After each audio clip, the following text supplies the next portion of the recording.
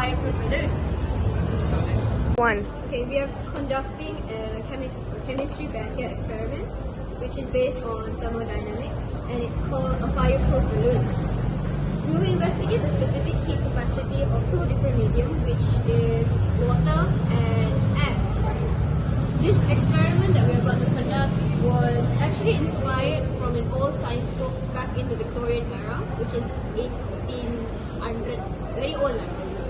So the experiment will show the difference with the help of balloon between the thermal conductivity of water and air. According to theory, the specific heat capacity of water is higher than air, thus needing more energy. In this experiment, we are going to prove this theory.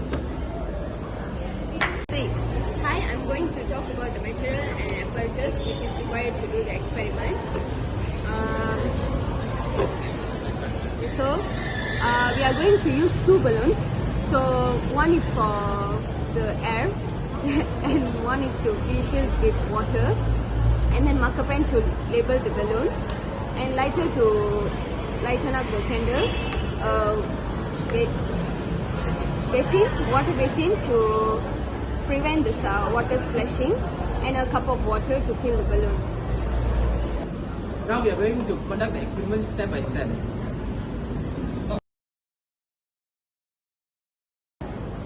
Now we need two balloons. Now we are going to label it as A and B.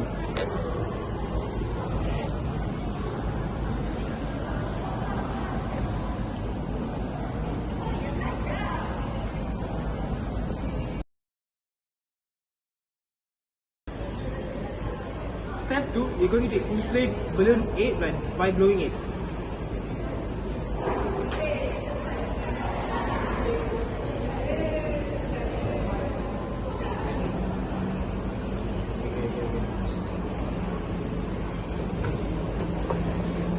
Now we are going to try it.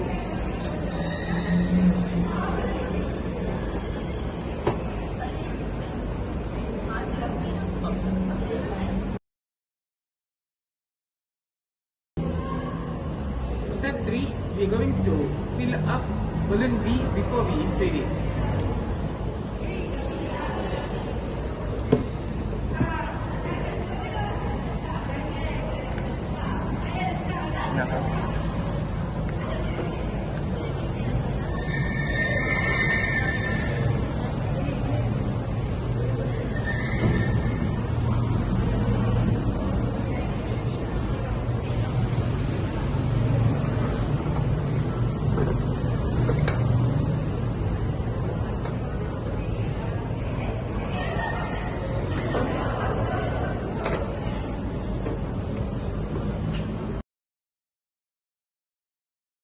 Next, we are going to light up the candle.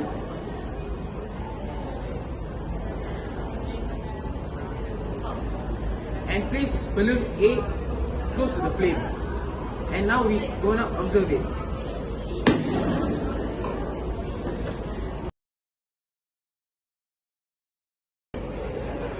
This is the final step. We are going to light up the candle again. And place balloon B directly under the flame and observe it.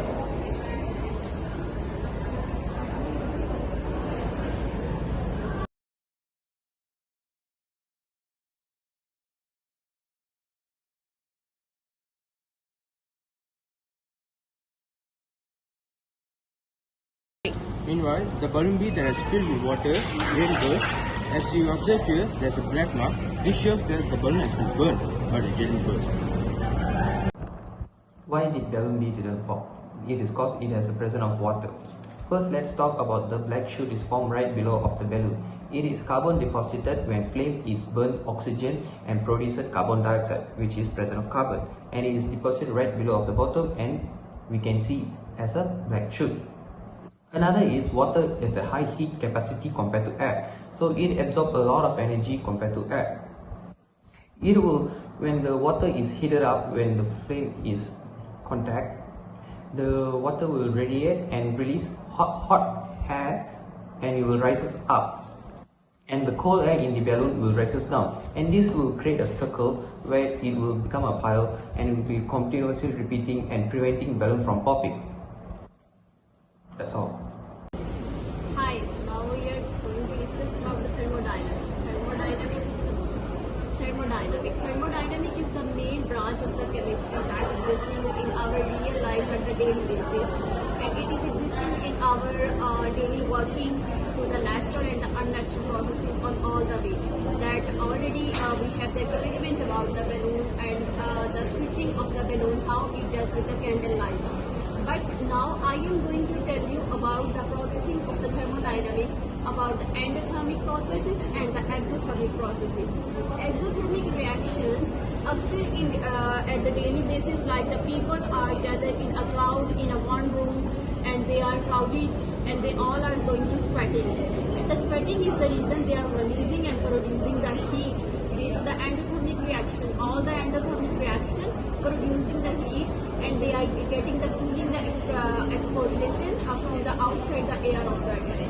And in the exothermic process and in the endothermic, and we are talking about the next thing about the endothermic reactions, like the exothermic releasing the heat, and in the endothermic processing at the daily basis, like the ice cubic, they are absorbing the heat. Some reactions absorbing the heat, that absorbing like when the ice pool is placed in the heat process and they are producing the heat